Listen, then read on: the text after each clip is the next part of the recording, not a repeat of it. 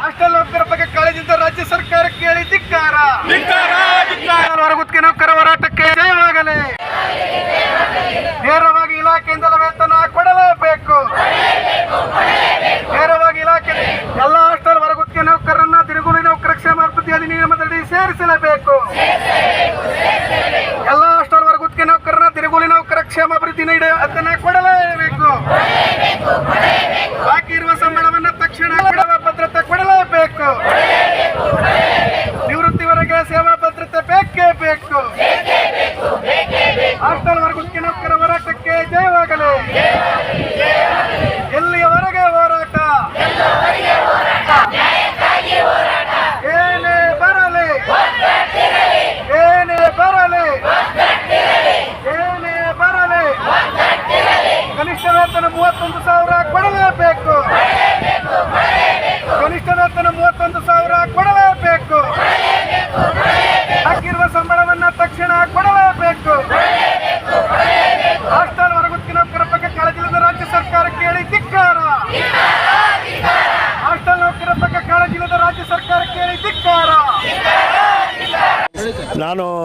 ನನ್ನ ಹೆಸರು ಭೀಮಶೆಟ್ಟಿ ಎಂಪಳ್ಳಿ ಅಂತೇಳಿ ಈ ಹಾಸ್ಟೆಲ್ ನೌಕರರ ಸಂಘದ ರಾಜ್ಯ ಅಧ್ಯಕ್ಷನಾಗಿ ಕಳೆದ 10-12 ವರ್ಷಗಳಿಂದ ಕೆಲಸ ಮಾಡ್ತಾಯಿದ್ದೇನೆ. ಇಡೀ ಸರ್ಕಾರ ನಮ್ಮ ಹಾಸ್ಟೆಲ್ನಲ್ಲಿ ದುಡಿತಕ್ಕಂಥ ಹೊರಗುತ್ತಿಗೆ ನೌಕರರಿಗೆ ಭಾಳ ಶೋಷಣೆ ಶುರು ಮಾಡಿದೆ. ಇವ್ರಿಗೆ ಯಾರಿಗೆ ಸೇವಾ ಭದ್ರತೆ ಇಲ್ಲ. ಕೆಲಸಕ್ಕೆ ಯಾವಾಗೋ ತೊಗೊಂಡು ಯಾವಾಗೋ ತೆಗೆದು ಬಿಡ್ತಾರೆ. ಅವ್ರಿಗೆ ಕೆಲಸದ್ದು ತೆಗಿತಾರಮ್ಮ ಭಯದಾಗೆ ನಮ್ಮಲ್ಲಿ ವಾತಾವರಣ ಸೃಷ್ಟಿ ಮಾಡಿ ಅವ್ರು ದುಡಿಸ್ಕೊತಾ ಇದ್ದಾರೆ. ಪ್ರಮುಖ ಬೇಡಿಕೆ ನಮ್ಮದು ಎಲ್ಲ ಹಾಸ್ಟೆಲ್ ಹೊರಗುತ್ತಿಗೆ ನೌಕರರಿಗೆ ಸೇವಾ ಭದ್ರತೆ ಕೊಡಬೇಕು. ಮಿನಿಮಮ್ ವೇಜ್ ಕನಿಷ್ಠ ವೇತನ ಸರ್ಕಾರ ಏನು ಆದೇಶ ಮಾಡಿದೆ ಆ ಕನಿಷ್ಠ ವೇತನದಂತೆ ಕೊಟ್ಟರೆ ಸಾಕು. ನಾವೇನು ಹೆಚ್ಚಿಗೆ ಕೇಳತ್ತಿಲ್ಲ ಅವ್ರಿಗೆ ಸ್ಯಾಲ್ರಿ. ಕನಿಷ್ಠ ವೇತನನೂ ಕೊಡಲ್ಲ ಅವರಿಗೆ. ಅಲ್ಲಿನ ವಾರ್ಡನ್ ಇರ್ಬೋದು, ಪ್ರಿನ್ಸಿಪಲ್ ಇರ್ಬೋದು, ಬೇರೆ ಬೇರೆ ತಾಲೂಕು ಅಧಿಕಾರಿಗಳು ಇರ್ಬೋದು. ಇವ್ರಿಗೆ ಭಯ ಹೆಂಗಾಗ್ತಾರೆ ಅಂದ್ರೆ ನೀವು ಹೆಚ್ಚಿಗೆ ನೀವು ನಮ್ಮ್ಯಾಗ ಅವರು ವೇತನ ಕೊಟ್ಟಿಲ್ಲ, PF ಕಟ್ಟಿಲ್ಲ, ESI ಕಟ್ಟಿಲ್ಲ ಅಂದರೆ ನಿಮ್ಮ ಕೆಲಸದಲ್ಲಿ ತೆಗಿತೇವೆ ಅಂತ ಭಯ ಆಗ್ತಾರೆ. ಹೀಗಾಗಿ ಅದು ಅಂಥ ಒಂದು ಕ್ರಿಮಿನಲ್ ಮ್ಯಾನ್ ಪವರ್ ಏಜೆನ್ಸಿಗಳು ಅಧಿಕಾರಿಗಳೊಂದಿಗೆ ಶಾಮೀಲಿದ್ದಾರೆ. ಇವತ್ತು ವಿಧಾನಸೌಧದಾಗಿದ್ದಂಥ ಅಧಿಕಾರಿಗಳಲ್ಲಿ, ಜಿಲ್ಲಾ ಮಟ್ಟದ ಅಧಿಕಾರಿಗಳಲ್ಲಿ ಇಡೀ ನಮ್ಮ ಹೊರಗುತ್ತಿಗೆ ನೌಕರರಿಗೆ ಏನು ದುಡಿತಾ ಇದ್ದಾರೆ, ಭಾಳ ಶೋಷಣೆ ಮಾಡ್ತಾ ಇದ್ದಾರೆ. ಅವ್ರಿಗೆ ಸಿಗಬೇಕಾದ ಸವಲತ್ತುಗಳು ಯಾವೂ ಸಿಗ್ತಾಯಿಲ್ಲ. ಅದಕ್ಕಾಗಿ ಅವ್ರಿಗೆ ನಮ್ಮದು ಪ್ರಮುಖ ಬೇಡಿಕೆ ಅಂದ್ರೆ ಅದು ಒಂದೇ, ಇವರಿಗೆ ಕನಿಷ್ಠ ವೇತನ ಕೊಡ್ರಿ, ಅಲ್ಲೇ ವಾರಕ್ಕೊಮ್ಮೆ ರಜೆ ಕೊಡ್ರಿ. 2017 ನಂತರ ಏನು ಕ್ರೈಸ್ತ ವಸತಿ ನಿಲಯಗಳೇನು ಸ್ಟಾರ್ಟ್ ಮಾಡಿದ್ರು ಸಮಾಜ ಕಲ್ಯಾಣ ಇಲಾಖೆಯಲ್ಲಿ 8 ಮಂದಿ ಸಿಬ್ಬಂದಿ ಕೊಟ್ಟರೆ ಅಲ್ಲಿ ಸಿಬ್ಬಂದಿ ಕಡಿಮೆ. ಹಳೆಯ ವಸತಿ ನಿಲಯಗಳಿಗೆ 2017 ಹಿಂದೆ ಪ್ರಾರಂಭವಾದ ವಸತಿ ನಿಲಯಗಳಿಗೆ 11 ಜನ ಸಿಬ್ಬಂದಿ ಇದ್ರೆ ಈಗ 17 ನಂತರ ಪ್ರಾರಂಭ 7 ಜನ. ಇವ್ರ ಮೇಲೆ ಮಾನವತೆನೇ ಇಲ್ಲ. ಮಷಿನ್ ಕೊಡ್ತೀವಿ ಅಂತಾರೆ, ರೊಟ್ಟಿ ಮಾಡೋದು, ಚಪಾತಿ ಮಾಡೋದು, ನಿಮ್ಗೆ ಯಂತ್ರ ಕೊಡ್ತೀವಿ, ಮ್ಯಾನ್ ಪವರ್ ಕಮ್ಮಿ ಮಾಡ್ತೀವಿ ಅಂತಾರೆ. ಇಡೀ ರಾಜ್ಯದ ಜನತೆ, ಮೊನ್ನೆನೂ ಕೂಡ ನಮ್ಮ ಮನೆಯವನಿಗೆ ಹೇಳಿನಿ, ಇಡೀ ನಮ್ಮ ಹೆಣ್ಮಕ್ಕಳು ನಿಮ್ಮ ಸರ್ಕಾರಕ್ಕೆ, ಸಿದ್ದರಾಮಯ್ಯ ಸರ್ಕಾರಕ್ಕೆ ಶಾಪ ಹಾಕ್ಲತ್ತಾರ. ಭ್ರಷ್ಟ ಸರ್ಕಾರ, ಸತ್ಯನ ಸಾಲಿ ಅಂತ ಹೇಳತ್ತಾರ. ಆ ರೀತಿ ತಂದ್ಕೋಬೇಡ್ರಿ, ನಿಜವಾಗ್ಲೂ ಕಷ್ಟ ಕೊಡಬೇಡ್ರಿ, ಸಿಬ್ಬಂದಿ ಕಡಿತ ಮಾಡಿದ್ದು ವಾಪಸ್ ತಗೋರಿ ಅಂತ ಹೇಳಿದ್ದೀನಿ. BCM ಇಲಾಖೆಯಲ್ಲಿ ಅಲ್ಲಿ ಕೂಡ ಸಿಬ್ಬಂದಿ ಕಡಿಮೆ ಮಾಡಿದ್ದಾರೆ. 100 ಮಕ್ಕಳಿಗೆ 5 ಜನ ಇರಬೇಕು, 200 ಮಕ್ಕಳಿದ್ರು 5 ಮಂದಿ ಇರಬೇಕಂತ. 5 ಜನನೇ ಹೆಂಗೆ ಅಡುಗೆ ಮಾಡೋಕ್ಕೆ ಸಾಧ್ಯ ಅದು? ಶುದ್ಧ ಸುಳ್ಳು. ಈ ಸರ್ಕಾರ ಮಾನವತೆ ಇಲ್ಲಂತ ಸಿದ್ದರಾಮಯ್ಯನ ಸರ್ಕಾರಕ್ಕೆ ಇವತ್ತು ಸವಾಲು ಹಾಕ್ತಿದ್ದೇವೆ ನಾವು. ಇವತ್ತು ಮಾನವತೆ ದೃಷ್ಟಿಯಿಂದ ಎಷ್ಟು ಹೆಣ್ಮಕ್ಳು ಮಾಡ್ಬೇಕು ಕೆಲಸ ಅಷ್ಟು ತೊಗೋಬೇಕು. ಅವ್ರು ಏನು ಪ್ರಾಣಿಗಳ ಮನುಷ್ಯರ? ಪ್ರಾಣಿಗಳನ್ನು ಕೂಡ ಅಷ್ಟು ದುಡಿಯಲ್ಲ. ಪ್ರಾಣಿಗಳಿಗೂ ಕೂಡ ಎತ್ತಿದೆ ಒಂದು ಜಮೀನಲ್ಲಿ ಕೆಲಸ ಉಳುಮೆ ಮಾಡೋದಂದ್ರೆ ಅದಕ್ಕೂ ರೈತ ಟೈಮ್ ನೋಡಿ ಉಳುಮೆ ಮಾಡ್ತಾನೆ.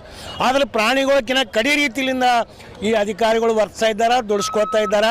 ವಿನಾಕಾರಣ ಕೆಲಸದಿಂದ ತೆಗೆದು ಅವ್ರಿಗೆ ಭಯ ಹಾಕೋದು, ಅವ್ರಿಗೆ ರಜಾನೇ ಇಲ್ಲ. ಯಾರೋ ಅವ್ರ ನೆಂಟರು ಬೀಗರದಾಗ ಸಂಬಂಧಿಕ ತೀರ್ಕೊಂಡ್ರೆ ಸತ್ರು ಅಂದ್ರೆ ಆ ಮಣ್ಣಿಗೂ ಹೋಲಕ್ಕೆ ಇವ್ರಿಗೆ ಅಷ್ಟು ಕಠೋರ ನೀತಿ ಅನುಸರಿಸ್ತಾ ಇದ್ದಾರೆ. ಅದಕ್ಕಾಗಿ ವಾರಕ್ಕೊಂದು ರಜೆ ಕೊಡಬೇಕು. ವಾರಕ್ಕೊಂದು ರಜೆ ಕೊಡಬೇಕಂದ್ರೆ ಒಂದು ಸಿಬ್ಬಂದಿ ಹೆಚ್ಚಿಗೆ ಕೊಡಬೇಕು. ಇವ್ರು ಏನಂತಾರೆ, ಇವರು ನಾಲಾಯಕರು, ಅದೇ ಇದ್ದ ಸಿಬ್ಬಂದಿನೇ ವಾರಕ್ಕೊಂದು ರಜೆ ತೊಗೊರಿ. ಇದ್ದ ಸಿಬ್ಬಂದಿ ವಾರಕ್ಕೊಂದು ರಜೆ ತೊಗೊಂಬೋದು, ಅದು ನಮ್ಗೆ ಗೊತ್ತದು. ಅದು ಅಲ್ಲ, ಒಂದು ಸಿಬ್ಬಂದಿ ಹೆಚ್ಚಿಗೆ ಕೊಡಬೇಕು. ಪ್ರತಿ ವಸತಿ ನಿಲಯಗ ಸಿಬ್ಬಂದಿಗಳು ವಿದ್ಯಾರ್ಥಿಗೆ ಅನುಗುಣವಾಗಿ ಸಿಬ್ಬಂದಿ ಇರಬೇಕು. 100 ಮಕ್ಕಳಿಗೆ 5 ಜನ ಅಂತಿತ್ತು, ಅದೇ ಸಿಬ್ಬಂದಿ 200 ಇದ್ದರೆ 10 ಜನ ಇರಬೇಕು, 300 ಇದ್ದರೆ 15 ಜನ ಇರಬೇಕು. ಈ ರೀತಿ ಸಿಬ್ಬಂದಿಗಳು ಮಕ್ಕಳ ಅನುಗುಣವಾಗಿರಬೇಕು ಅಂತೇಳಿ ಒತ್ತಾಯ ಮಾಡ್ತಿದ್ದೆವು. ಒಂದೇ ದಿನಕ್ಕೆ ಸೀಮಿತ ಅಂತೂ ಇಲ್ಲ. ನಮ್ಮದು ಹೋರಾಟ ಇವತ್ತೇನು ಪ್ರಾರಂಭ ಮಾಡಿವೆ. ಸರ್ಕಾರ ಈಗಾಗಲೇ ಎಲ್ಲ ಜಿಲ್ಲೆಯಲ್ಲಿ ಹೋರಾಟ ನಡೆದಿದ್ದಕ್ಕೆ ಸರ್ಕಾರ ತಮ್ಮ ಬಣ್ಣ ಬಯಲಾಗ್ಯದ ಅಂತೇಳಿ ಬಾಯಿ ಬಿಟ್ಟಿದೆ. ಇವತ್ತು ನೀವು ಸಭೆ ಕರಿತೀವಂತ 31ಕ್ಕೆ ಸಭೆನೂ ಕೂಡ ಕರೆದಿದ್ದಾರೆ. ಆದ್ರೆ ಸಭೆ ಕರೆದರೆ ಸಮಸ್ಯೆ ಬಗೆಹರಿಸ್ತಾರಂತಿಲ್ಲ. ಇವ್ರು ಇಂಥ ಎಷ್ಟೋ ಸಭೆಗಳು ಮಾಡ್ಯಾರ ನಾಲಾಯಕರು. ಇವ್ರ ಬಳಿ ಮಾನವತೆ ಇಲ್ಲ. ಅದಕ್ಕಾಗಿ ಸಭೆ ಕರೆದು ಬಗೆಹರಿತದಂತಿಲ್ಲ. ಬಗೆಹರಿಯೋನು ಕೂಡ ನಾವು ಹೋರಾಟದ ಕಿಚ್ಚು ಈಗಾಗಲೇ 8 ಜಿಲ್ಲೆಯಲ್ಲಿ ಹತ್ತಿದೆ. ಇಡೀ ರಾಜ್ಯ ವ್ಯಾಪ್ತಿ ಈ ಹೋರಾಟಕ್ಕೆ ಕಿಚ್ಚು ಹತ್ತದ. ಇವ್ರು ಸರ್ಕಾರಕ್ಕೆ ಶಾಪ ಆಗ್ತದೆ. ಹಿಂದೆ ಬಂಗಾರಪ್ಪನ ಸರ್ಕಾರನೂ ಕೂಡ ಹಿಂಗೆ ರೈತರ ಶಾಪ ತಟ್ಟಿ ಸರ್ಕಾರ ಸತ್ಯಾನಾಶ ಆಯಿತು. ಖುದ್ದು ಬಂಗಾರಪ್ಪನೇ ಸತ್ಯಾನಾಶ ಆಗಿ ಪ್ಯಾರಲೈಸಿಸ್ ಆಗಿ ಬಿದ್ದ. ಹಂಗಾಗಿ ಈ ಸಿದ್ದರಾಮಯ್ಯನ ಸರ್ಕಾರನೂ ಕೂಡ ಈ ಹೆಣ್ಮಕ್ಳದ ಅವ್ರದ್ದೇನು ಶಾಪ ತಡ್ತು ಅಂದ್ರೆ ಈ ಸರ್ಕಾರನೂ ಕೂಡ ಉಳಿಯಲ್ಲ. ದಯವಿಟ್ಟು ಹೆಣ್ಮಕ್ಳ ಸಮಸ್ಯೆ ಸ್ಪಂದಿಸಬೇಕು, ಅದು ಬಗೆಹರಿಸ್ಬೇಕಂತೇಳಿ ಈ ಹೋರಾಟ ಮೂಲಕ ಹೇಳ್ತಾ ಇದ್ದೇವೆ. ಈ ಧರಣಿ ನಿರಂತರ ನಾವು ಮುಂದುವರಿಸ್ತೀವಿ. ಏನೋ ಇವತ್ತು ಒಂದೇ ದಿನ ಮಾಡಿಬಿಡೋದಿಲ್ಲ.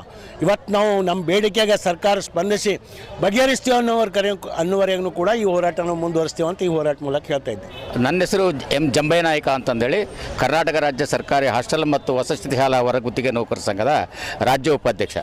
ಇವತ್ತಿನ ಭಾಳ ಪ್ರಮುಖವಾದಂಥ ಹೋರಾಟದ ಉದ್ದೇಶ ಏನು ಅಂತಂದರೆ, ಈಗೇನು ಹೊರಗುತ್ತಿಗೆ ನೌಕರದಾರ ಕನಿಷ್ಠ 15-20 ವರ್ಷಗಳಿಂದ ಕೆಲಸ ಮಾಡ್ತಿದಾರಲ್ಲ, ಅವರೆಲ್ಲರನ್ನು ಕೂಡ ನೀವು ಕಾಯಂ ಮಾಡಬೇಕು ಅನ್ನೋಂಥದ್ದು ನಮ್ಮ ಪ್ರಮುಖವಾದಂಥ ಬೇಡಿಕೆ. ಅದ್ರ ಜೊತೆಯಲ್ಲಿ ನೀವು ಕಾಯಂ ಮಾಡೋಕ್ಕಾಗದೇ ಇದ್ದರೆ ಒಂದು ಕೆಲಸದ ಭದ್ರತೆಯಾದರೂ ಕೂಡ ಅವರು ನಿವೃತ್ತಿ ಆಗೋವರೆಗೂ ಕೆಲಸದ ಭದ್ರತೆ ಕೊಡಬೇಕು ಅನ್ನೋಂಥದ್ದು 2ನೇ ಡಿಮ್ಯಾಂಡ್. 3ನೇದು, ಈಗೇನು ಕನಿಷ್ಠ ವೇತನವನ್ನು ಸರ್ಕಾರ ಎಲ್ಲ ಸರಿಯಾಗಿ ನಿಗದಿ ಮಾಡ್ತಾ ಇಲ್ಲ. ನಾವು ಕನಿಷ್ಠ ವೇತನ ತಿಂಗಳಿಗೆ 31,000 ರೂಪಾಯಿ ನೀವು ಕನಿಷ್ಠ ವೇತನವನ್ನು ನೀವು ನಿಗದಿ ಮಾಡಬೇಕು, ಅದನ್ನು ಜಾರಿ ಮಾಡಬೇಕು ಅಂತಂದು ಹೇಳ್ತಾ ಇದ್ದೀವಿ. ಈಗ ಸುಪ್ರೀಂ ಕೋರ್ಟ್ ಹೇಳುತ್ತೆ ಯಾವ ರೀತಿ ಯಾರಿಗೆ ಯಾವ ಕೆಲಸವನ್ನು ಮಾಡ್ತಾರೋ ಅಷ್ಟು ಸಂಬಳ ಕೊಡಬೇಕು ಅಂತ, ಸಮಾನ ಕೆಲಸಕ್ಕೆ ಸಮಾನ ವೇತನ ಅಂತ ಹೇಳಿ ಸುಪ್ರೀಂ ಕೋರ್ಟ್ ಆದೇಶ ಹೇಳಿದೆ. ಆ ಆದೇಶವನ್ನು ಧಿಕ್ಕರಿಸಿ ಇವತ್ತು ಕರ್ನಾಟಕ ರಾಜ್ಯ ಸರ್ಕಾರ ಕೆಲಸ ಮಾಡ್ತಾ ಇದೆ. ಅದಕ್ಕೆ ನಮಗೆ 31,000 ರೂಪಾಯಿ ನಮಗೆ ನಿಗದಿ ಮಾಡಬೇಕು ಅನ್ನೋಂಥ ಒತ್ತಾಯ ನಮ್ಮದಿದೆ. ನಮ್ಮನ್ನು ಕಾಯಂ ಮಾಡಬೇಕು, ನಮ್ಮ ಕೆಲಸಕ್ಕೆ ಭದ್ರತೆ ಕೊಡಬೇಕು ಅನ್ನೋದು ಭಾಳ ಪ್ರಮುಖವಾದಂಥ ಹೋರಾಟವನ್ನು ನಾವು ತಗೊಂಡು ಹೋಗ್ತದೆ. ಈ ಹೋರಾಟವನ್ನು ಮತ್ತೆ ನಾವು ಮುಂದುವರಿಸ್ತೇವೆ.